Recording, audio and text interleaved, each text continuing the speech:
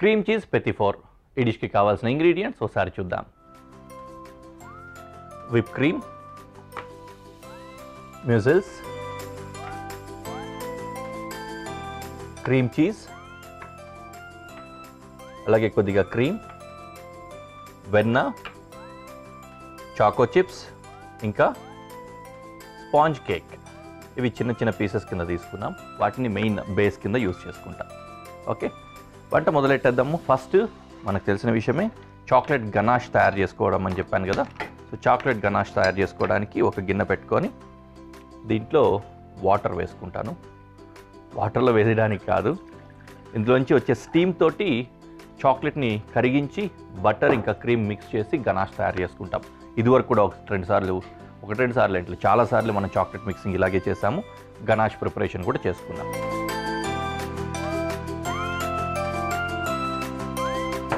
Mixing bowl తీసుకున్నాను. ఇది దాని మీద పెట్టుకోవడానికి.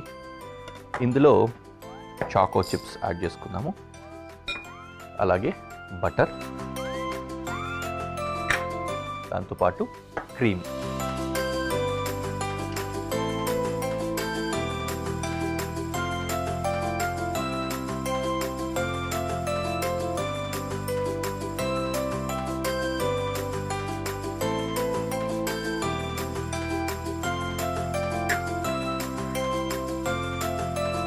రైట్,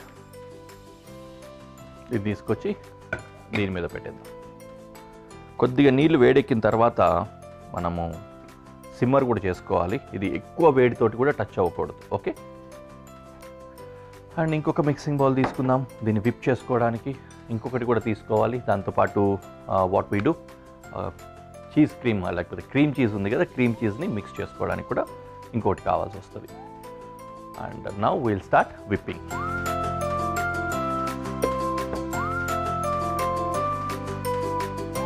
విప్ క్రీమ్ ఒక బౌల్లో తీసుకుంటున్నాను.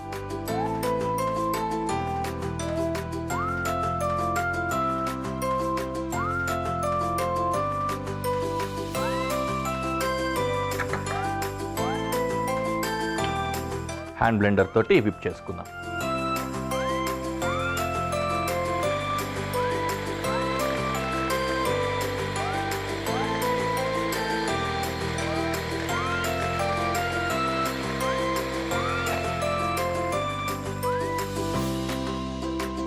కొద్దిగా వేడి తగ్గించుకున్నా, అది కరుగుతూ ఉంటుంది. ఇది విప్ చేసేసుకుందాం.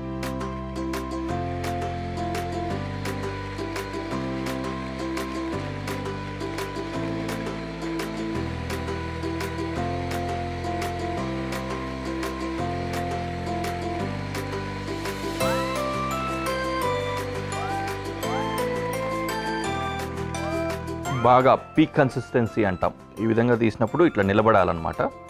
ఎక్కువ ఏరేట్ అయినప్పుడు అంటే గాలంతా లోపలికి వచ్చి నొరగగా అవుతుంది. దానికోసమే విప్ క్రీమ్ యూజ్ చేస్తాము. అట్లా ఎక్కువ ఏరేట్ అయ్యి నొరగ బాగా థిక్గా వచ్చినప్పుడు అలాంటి పీక్ కన్సిస్టెన్సీ వస్తుంది. దానివల్ల ఏంటంటే మనకు పైపింగ్ చేసుకొని పైనుంచి ముద్దల్లాగా అట్లా పెట్టడానికి హెల్ప్ అవుతుంది. అందుకోసమే ఇంత కష్టపడి చేసుకోవాలి.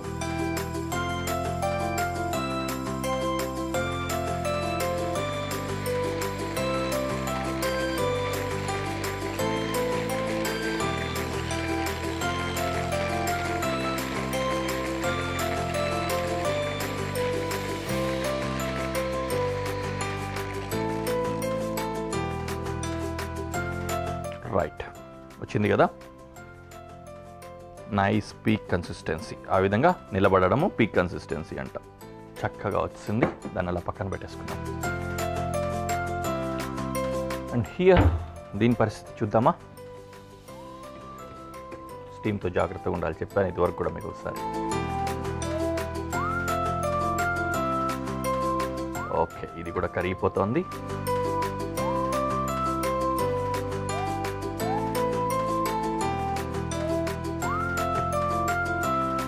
ఓకే, నౌ క్రీమ్ చీజ్ తీసుకొని క్రీమ్ చీజ్ని బాగా మిక్స్ చేసుకోవాలి. కొద్దిగా హార్డ్ ఉంది. ఫస్ట్ స్పూన్ తోటి మ్యాష్ చేసుకొని తర్వాత మిక్స్ చేద్దాం.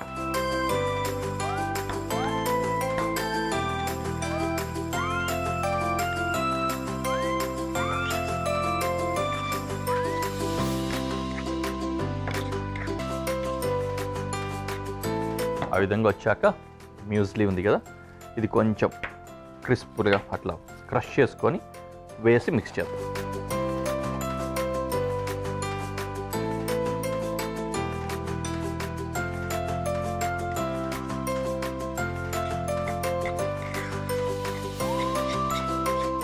ఇనఫ్, ఇంతే చాలు. We can use it in garnish. Okay, దీంతో పాటుగా ఇక్కడ గనాష్ కూడా రెడీ అయిపోయింది.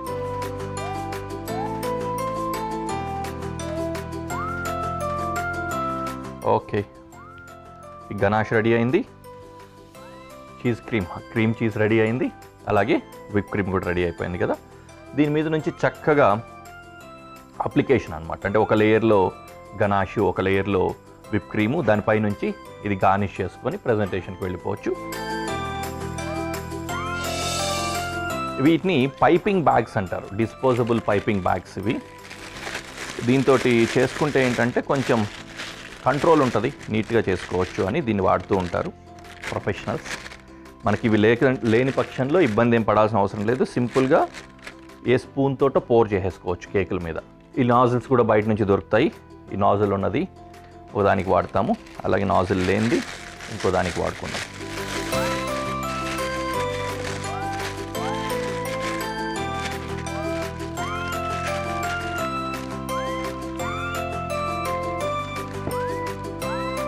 గనాష్ కొద్దిగా చల్లారాలి, బాగా వేడిగా ఉంటే మనకు ఇందులో పోరింగ్కి కూడా అంత కంఫర్టబుల్గా ఉండదు, ప్లాస్టిక్ కదా, కరగడానికి కూడా అవకాశం ఉంటుంది. కొంచెం చల్లార్చుకొని ఇందులో వేసుకోవాలి.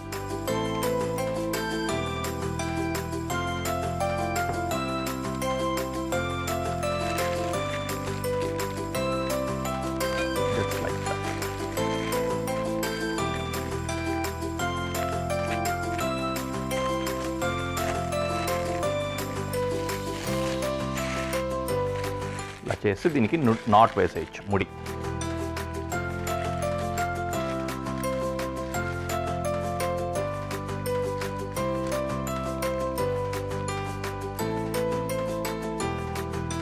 గోరింటాకు పెట్టుకునే కోన్ లాగా వచ్చింది కదా, దీంతో we can go for what ever design we want. Okay, ఇలా గనాష్ పెట్టుకుందాం. అదేవిధంగానే విప్ క్రీమ్ కూడా నింపేసుకుందాం.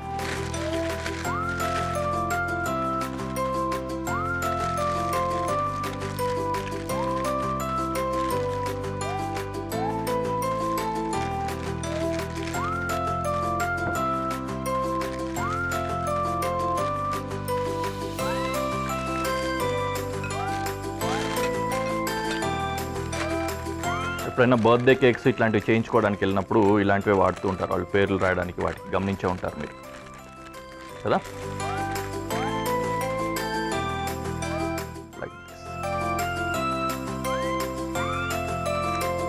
మొత్తం అంతా రెడీగా ఉంది. ఇప్పుడు కేకులు పెట్టుకొని దాని మీద నుంచి డిజైన్ చేద్దాం.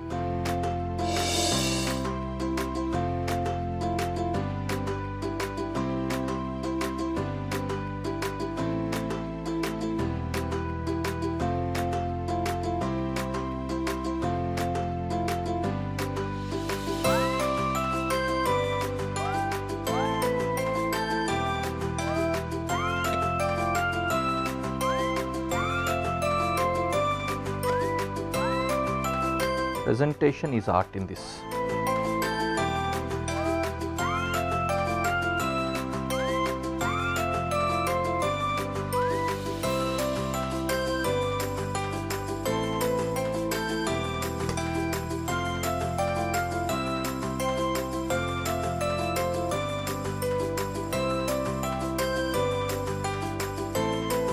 Like that. మిగతా కూడా అలా చేసుకొని ప్రెజెంటేషన్లో పెట్టి మీకు చూపిస్తాను.